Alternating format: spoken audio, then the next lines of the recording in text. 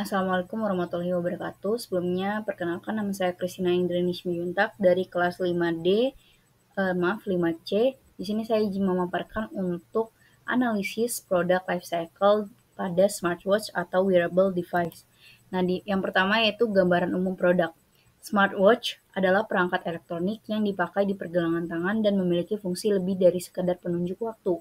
Perangkat ini dapat terhubung dengan smartphone dan dilengkapi berbagai sensor untuk memantau aktivitas tubuh seperti detak jantung, langkah kaki, pola tidur, hingga kadar oksigen darah. Selain itu, smartwatch juga menampilkan notifikasi pesan, panggilan, dan aplikasi lain secara real-time. Produk ini banyak digunakan oleh konsumen yang peduli dengan kesehatan dan efisiensi gaya hidup.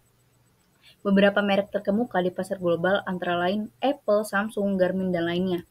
Kemudian di sini konsep dasar produk life cycle itu ada 4 tahap. Yang pertama introduction, pengenalan, kemudian growth, pertumbuhan, ketiga itu maturity, kematangan, dan di selain itu penurunan.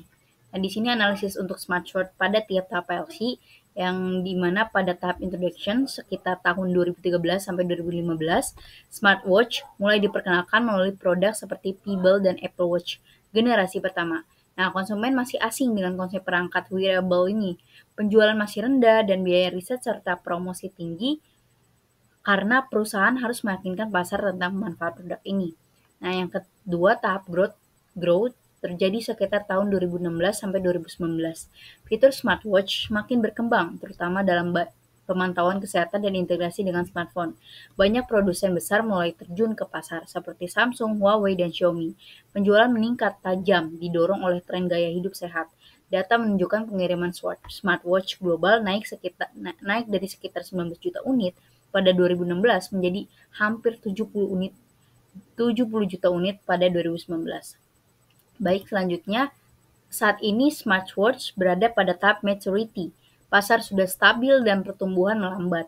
Hampir semua merek besar memiliki produk dengan fitur serupa, seperti pelacakan kesehatan, pemantauan olahraga, dan integrasi sistem operasi lainnya. Inovasi kini lebih fokus pada peningkatan akurasi sensor, daya tahan baterai, serta konektivitas dengan perangkat lain.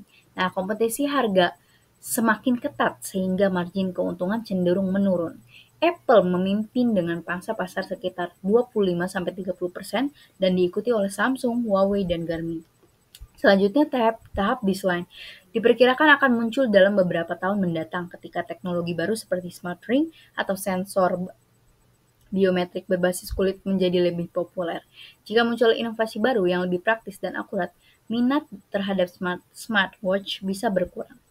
Nah, selanjutnya di sini strategi pemasaran dan inovasi di tiap tahap. Pada tahap introduction, strategi utama adalah memperkenalkan konsep smartwatch kepada pasar melalui promosi intensif dan kolaborasi dengan influencer teknologi. Pada tahap growth, fokus beralih ke peningkatan fitur dan ekspansi pasar.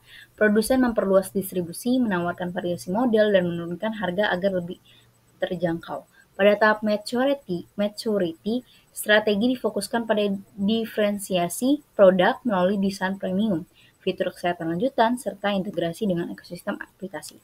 Saat memasuki tahap desain, perusahaan perlu berinovasi dengan produk baru seperti smart ring atau memposisikan ulang produk untuk segmen khusus seperti pengguna profesional atau layanan kesehatan. Selanjutnya di sini sudah terlihat kurva produk life cycle dari smartwatch. Nah, di sini bisa ditemukan kurva ini menunjukkan posisi smartwatch yang saat ini berada di tahap maturity dengan kemungkinan menuju decline jika tidak ada inovasi baru. Nah, selanjutnya kesimpulan dan rekomendasi untuk smartwatch ini. Saat ini berada pada tahap kematangan dengan pasar yang kompetitif dan konsumen yang sudah terbiasa dengan teknologi ini. Untuk mempertahankan posisi, produsen perlu berfokus pada inovasi berbasis data kesehatan, memperkuat ekosistem digital, dan meningkatkan pengalaman pengguna. Pengembangan fitur kesehatan yang lebih canggih seperti deteksi dini penyakit dan analisis biometrik dapat menjadi kunci agar produk tetap relevan di masa depan. Mungkin cukup sekian dari pemaparan saya. Sekian, terima kasih. Mohon maaf apabila ada kesalahan kata. Akhir kata, wassalamualaikum warahmatullahi wabarakatuh.